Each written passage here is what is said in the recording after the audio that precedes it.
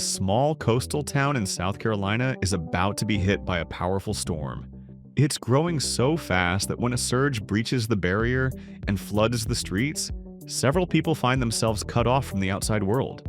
Among them are Dakota, who has recently lost her mother, Lisa, heavily pregnant, and a trio of orphans left behind in town because of their overconfident foster parents. The water is rising rapidly, forcing everyone to seek higher ground. But worst of all, predatory sharks are swimming into the streets along with the flood. The path many films take to reach audiences is anything but smooth. Problems can arise at every stage, from writing the script to the final release.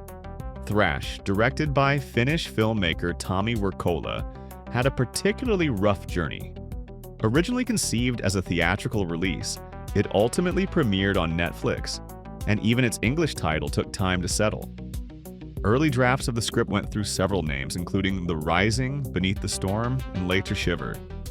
The traces of all those rewrites are visible throughout Thrash, starting with its highly functional exposition, where characters bluntly spell out what's happening, and ending with sloppy storytelling.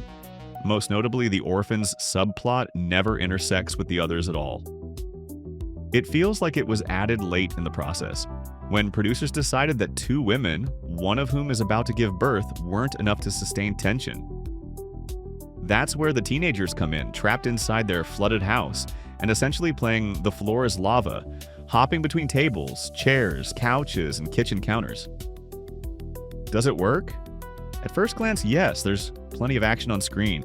Something is always happening, and occasional flashes of dark humor break through. By the climax, the real Tommi Wirkola finally takes over, the unhinged provocateur behind films like Dead Snow and Hansel and Gretel Witch Hunters.